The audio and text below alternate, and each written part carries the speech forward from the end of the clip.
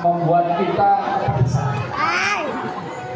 Karena beliau ini adalah pengusaha sambal yang sukses dan menjadi narasumber di berbagai media, di berbagai forum yang menunjukkan bahwa memang ternyata kaum disabilitas itu apabila aksesnya dilakukan secara setara dan mendapatkan dukungan yang memadai dari berbagai pihak, maka sukses itu bukan hal yang mustahil. Nah, yang kedua nanti ada Ibu Jessica Christie. Ibu Jessica ini adalah pendiri Yayasan Komunitas Rehabilitasi Stroke Holistik Nusantara. Jadi merehabilitasi mereka-mereka yang pernah menderita stroke yang akhirnya juga menjadi bagian dari sahabat disabilitas. Nah, yang ketiga itu nanti ada Mbak Alia Aida.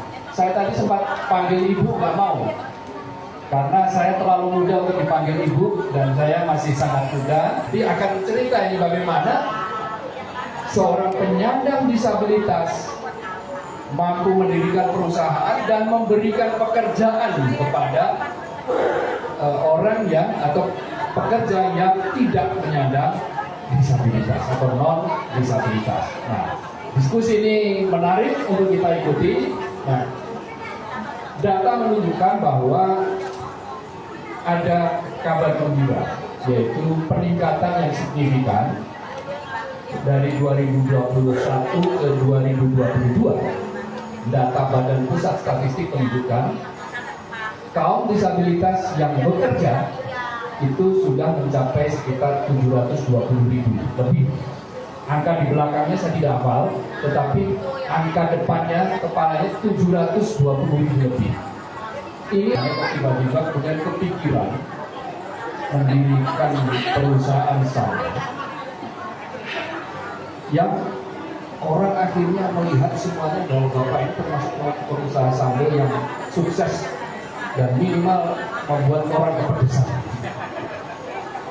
Nah, titik mulanya di mana, Pak? Titik awalnya Bapak itu pernahkah menghadapi situasi ketika itu sangat berada di bawah gitu, sehingga akhirnya kepikiran kayaknya saya dendam ini, saya harus bikin orang kepedesan semua. Baik, silakan Pak. Baik, terima kasih. Assalamualaikum warahmatullahi wabarakatuh. Waalaikumsalam. Ya, nama saya Tuhan Dewata. Usia saya termasuk yang sudah tidak muda ya Pak. Nah, tahun ini saya 54. Sama Ya. usia. Nah, jadi sebenarnya sih saya nggak tiba-tiba jadi pengusaha atau usaha gitu Pak. Saya dulu latar belakang saya itu karyawan. Nah, jadi di tahun 90-an Pak, selesai kuliah saya itu karyawan, sempat masuk di kantor pajak sebentar. Ya, karena saya lulusan dari stan. Dari stan ya Pak. Ya, cuma mungkin karena dilempar jauh saya nggak betah. Akhirnya saya resign, lalu saya melamar di waktu itu kan lagi booming perbankan. Nah, jadi saya masuk di perbankan Bank BDNI, itu di bagian audit, gitu. Nah, jadi ya tugasnya sama sih, mengaudit gitu ya, pemirsa. Terus tahun 96 saat saya lagi bekerja itu ya suatu kejadian menimpa saya yang sehingga saya sampai sekarang menggunakan kursi roda. Jadi saya lagi naik motor, jadi waktu itu kejadiannya di Tangerang Pak. Lagi berhenti di tabrak dari belakang. Jadi saya terpelanting, jantung, langsung patah tulang belakang. Nah, lalu dioperasi, ya sampai sekarang pennya pun masih belum dicabut karena memang saat itu kan lagi kerispan Pak. Nah, akhirnya karena belum lama ya resiko juga ya di lepas pennya kan. Ya sempat saya sakit-sakitan Pak. Jadi kalau langsung tiba-tiba saya terus bisa bangkit gitu, itu ada fasenya beberapa tahun Pak. Berapa tahun ya? Kira-kira 2 tahun 3 tahun Pak. Nah, jadi pada saat itu saya sebenarnya baru saja menikah, tapi di tahun pas saya di PHK tahun 98 dari DNI, nggak lama ya istri saya dulu itu ninggalin saya Pak. Jadi ya seperti ketimpa tangga lah ya udah ini gitu. Ya itu jadi mental saya benar-benar down. Nah, akibatnya saya sakit-sakitan gitu. Nah, cuma ya Allah masih sayang sama saya Pak. Jadi memberi kesadaran bahwa waktu itu setelah ayah saya meninggal, saya hanya berpikir saya tidak mau bikin istilahnya ibu saya tuh sedih melihat kondisi saya yang sakit-sakitan. Jadi akhirnya saya bertekad harus sembuh, paling tidak fisik gitu. Tahun berapa ya? Itu tahun sekitar 2001 bapak saya meninggal. Nah mulai di situ Pak saya berusaha untuk berobat. Paling tidak saya kesehatan dulu lah. Udah akhirnya sedikit mulai pulih gitu ya kesehatan.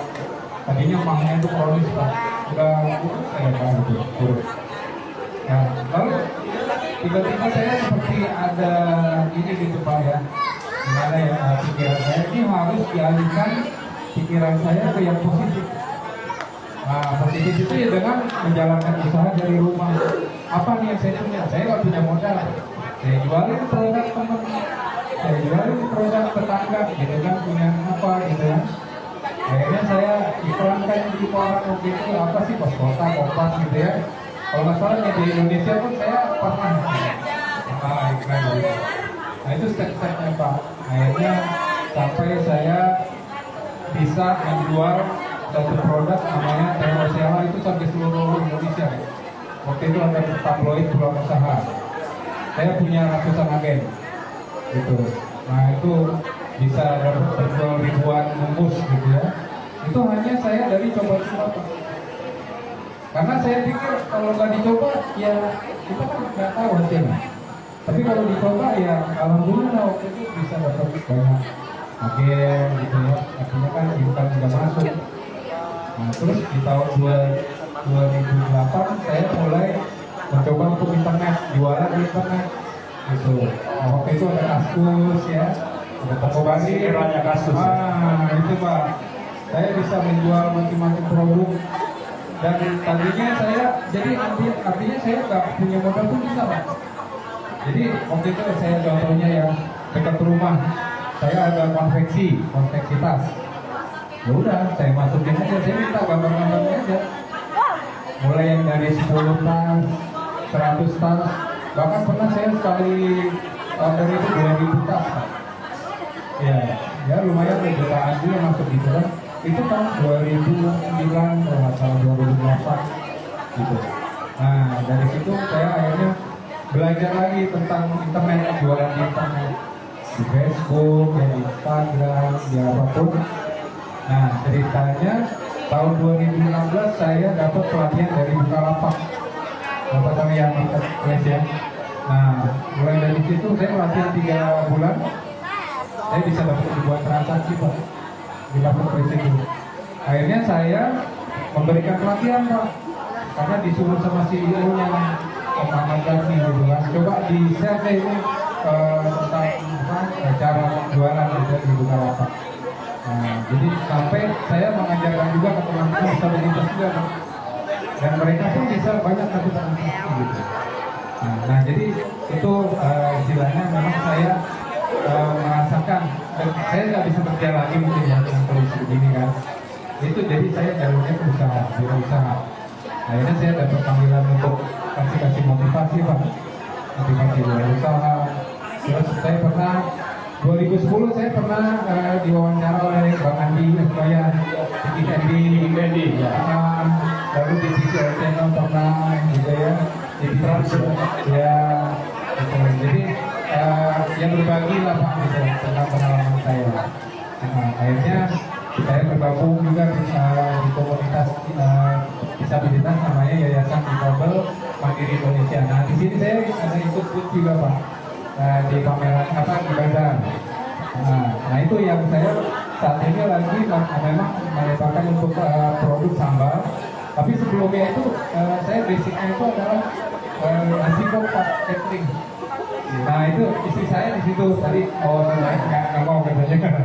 Nasi boxnya masih terus ya? Masih terus Pak. Oh, iya. Dari dulu itu Pak, udah lama jadi yang rutin ada gitu ya, nah, sekali-sekali event juga ada gitu kan. Dan saya mengembangkan itu secara online juga. Jadi istilahnya saya punya beberapa HP itu untuk jualan gitu. Karena dengan begitu saya jadi banyak silaturahmi juga ke grup gitu ya. Makanya dapat info ini Pak dari grup disabilitas gitu. Nah ini produknya nih Pak, saya sebentar ya. Boleh. Ingin tahu. Nah ini sambalnya Pak. Oke. Namanya sambal Nakumi. Jadi brand saya brand Nakumi. Nakumi itu dari istri saya. Dia bilang Nakumi itu anaknya Umi. Iya. Jadi istri saya itu kan panggil ibunya Umi gitu. Nah, jadi udah saya pakai brand Nakumi. Nah ini ada varian Pak. Di Jawa isokwiti gitu ya. Oh iya, betul. Nah ini ada 7 varian. Jadi ada macam ada sambal Nakumi, sambal teri. Nah ini jadi nggak perlu pakai lauk lain, bisa. Nah ini bisa dibawa kemana-mana. Nah ini saya juga boleh sedikit ya Pak untuk produk dari Atau Pak, ya, silakan. Ini sebagai bagian dari inspirasi juga. Nah, ini juga ada sambal dari teman kita, sambal ikan roa, jadi dari ikan roa gitu Pak. Nah, terus ini ada produk handicraft. Oh, lucu nih. Buat adik-adik, ya. Produk handicraft juga alhamdulillah di sini laku Pak. Ya, Itu orang itu minati juga gitu ya. Di internet juga laku juga ya. Iya, jadi memang kita kan share-share terus ya Pak ya produk-produk ini. Kebetulan kan namanya saya internet marketing Pak. Nah, jadi saya bantu share-share juga gitu kan. Terus tiap bazar kan seperti yang kemarin di tim kita juga ikutan acara disabilitas itu juga gitu.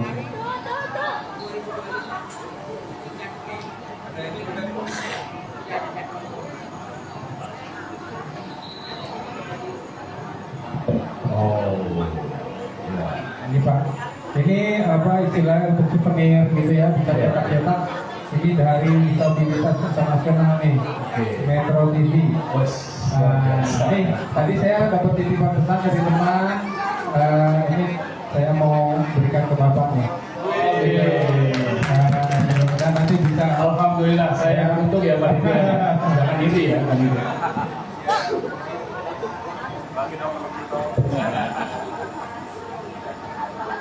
Gak boleh iri ya Pak.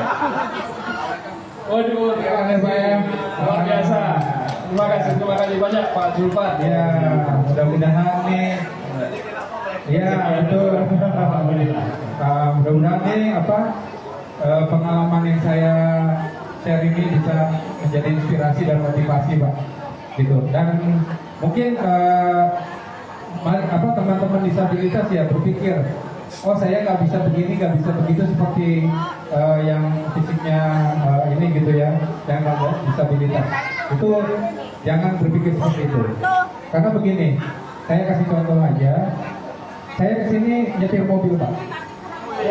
Ya, mungkin kalau orang lain nggak ngerti gimana cara nyetir mobil, orang kaki saya nggak bisa bergerak, ya kan? Nah ternyata ya saya ada teknologi yang memungkinkan disabilitas seperti saya ini bisa nyetir mobil Pak. Jadi semua itu di tangan, rem dan gas dibikin alatnya gitu. Ya. Tapi bukan saya bikin. Bengkel ya. Ada jadi ceritanya ini yang bikin itu adalah salah satu seorang teman disabilitas yang keluar negeri. Di luar negeri itu dapat info seperti itu, akhirnya dia contoh. Nah yang bikin itu dia suruh ininya yang bukan disabilitas karena memang harus ini di bawah setir itu ada ini ya, tapi diajarin harusnya. Tapi yang mau bikin ini juga teman disabilitas ya? Kemarin sih enggak, bukan. Oh, karena kan waktu agak sulit ya. Oh iya. Tapi yang merancang Merancang ya, yang merancang. apanya gitu. Iya. Teman disabilitas. Iya betul. Nah gitu.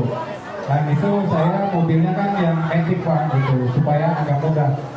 Dan saya juga istilahnya dengan kondisi begini saya masih bisa Pak ke puncak ke mana, ke Lembang gitu ya. Itu luar biasa. Jadi Saya aja udah takut kok. nah itu jadi istilahnya gini, adiknya istri saya itu kan non disabilitas, tapi dia malah nggak bisa nyetir Pak. Jadi makanya untuk yang disabilitas jangan berkecil hati. Bahkan kita bisa melebihi dari yang non disabilitas gitu. Betul. Ya. Bapak sudah melampaui saya. Mudah-mudahan itu apa ya, jadi semangat lah untuk teman-teman disabilitas. Sebenarnya kita tuh bisa. Yang penting kita bagaimana cara kita untuk mencapai hal itu. Entah betul. Ini kita kan bicara nih temanya saling dukung untuk kesetaraan. Nah, di luar teman disabilitas itu, bagaimana proses dukungan yang Bapak rasakan? Apakah itu dari pemerintah, dari komunitas, dari keluarga, dari bagaimana Bapak rasakan dukungan yang sampai saat ini yang kira-kira mesti harus ditingkatkan lagi yang seperti apa ini? Ya sebenarnya kalau dukungan itu datangnya memang pertama dari keluarga Pak, pasti ya. Dan kalau saya pasti karena dengan istri saya yang mensupport gitu ya, karena misalnya saya di mobil, istri saya yang turunin kursi rodanya gitu kan. Terus di istilahnya di rumah pun begitu, kalau yang saya mungkin agak sulit ini ya memang dibantu di support gitu. Yang pertama dari keluarga gitu. Nah terus teman-teman disabilitas ya, saya karena bergaul di komunitas ini kita saling support lah gitu. Artinya apapun yang dibutuhkan ya kita kerja sama. Makanya kita bisa ikutan ini ya karena ada kerjasama gitu. Nah itu dari teman-teman. Ya mungkin kalau untuk pemerintah memang UMKM, Kementerian UMKM. Kementerian UMKM, kalau selama ini saya ada beberapa ikut pelatihan-pelatihan juga. Misalkan kayak dari Kominfo, bagaimana membuat konten kreator, video kreator gitu ya, kontennya. Dan itu sangat bermanfaat menurut saya. Kalau untuk UMKM ya kita misalkan ada Dinsos yang membantu untuk istilahnya bisa pelatihan kreatif apa gitu ya tentang kalaupun saya kan bidangnya kuliner, nah yang di bidang kuliner kita bisa mengembangkan juga gitu. Dan saya kalau kayak video content kreator ya kebetulan saya sendiri kalau setiap ada acara saya rekam Pak di video, saya masukin di channel YouTube saya Pak. Ya walaupun memang belum berkembang banget gitu ya, tapi paling tidak itu bisa apa ya, bisa menjadi mungkin inspirasi lah gitu untuk teman-teman, untuk yang nonton gitu kan, dan untuk dokumentasi saya sendiri gitu. Seperti yang kemarin di tim, dan ini mungkin setelah ini saya masukin ke vlog saya juga lagi. Baik, itu penting itu Pak sekarang. Karena komunitas di media sosial, netizen kita ini luar biasa. Ya, betul. Ketika melihat sesuatu yang unik, sesuatu yang inspiratif, betul. Mereka sangat tertarik sekarang. Jadi tidak selamanya yang good news itu selalu harus diawali dari bad news. Ya. Tidak selalu yang namanya berita baik itu kalau dulu kan katanya wah media itu bisanya hanya menyiarkan bad news. Karena bad news bagi orang lain itu good news bagi media. Langkah istanya media kalau gitu kan. Ya. Nah, sekarang enggak ternyata Pak. Good news is a good news too. Jadi berita baik, inspiratif itu juga berita baik juga. Ya, yang bisa dilihat, bisa menginspirasi banyak orang dan disukai oleh banyak orang. Betul. Betul. Ya. Nah, jadi memang apa? Setiap kalau saya Pak selalu berpikir positif. Dulu saya sakit-sakitan karena saya berpikir negatif Pak. Iya, jadi makanya saya disadarkan kalau kita tuh harus selalu berpikir positif. Bagaimana kita cara mencapai sesuatu, jangan kita takut, nanti begini, nanti begitu. Akhirnya kita jadi nggak maju-maju kan, seperti itu kan. Karena setiap kita mau melangkah keluar aja pasti ada risiko. Tapi kan kita bisa meminimalkan risiko, ya kan. dengan cara kita mencari tahu tentang itu, oh jangan begini, jangan begitu, jangan lakukan. Yang kita lakukan yang memang di istilahnya di jalurnya gitu. Oke, kasih aplaus dong, tepuk tangan untuk Pak Zulfan yang luar biasa. Dan saya yakin ada spirit, ada sebuah motivasi buat kita semua. Jangan takut mencoba, jangan berpikir negatif, husnuzon terus. Nah, berpikirlah positif, karena dari situ akan melahirkan energi yang berlimpah sehingga kita bisa bangkit dari situasi yang mungkin di bawah gitu menjadi situasi yang akhirnya ya seperti yang sekarang dicontohkan oleh Pak Zulfan. Nah, kasih aplaus sekali lagi untuk Pak Zulfan. Nah, selanjutnya, Boleh saya foto sedikit Pak? oh iya silakan Pak. Ya, jadi harapan saya gitu ya, dengan adanya acara ini kan yang saya tahu ini yang ketiga kali ya Pak. Ya, tahun ketiga ini. Jadi ini benar-benar acaranya sangat inspiratif, sangat apa ya positif gitu ya. Jadi mudah-mudahan di tahun-tahun kedepannya ini akan lebih apa, merangkul teman-teman disabilitas gitu. Jadi supaya mereka apa ya pikirannya itu benar-benar terbuka gitu Pak.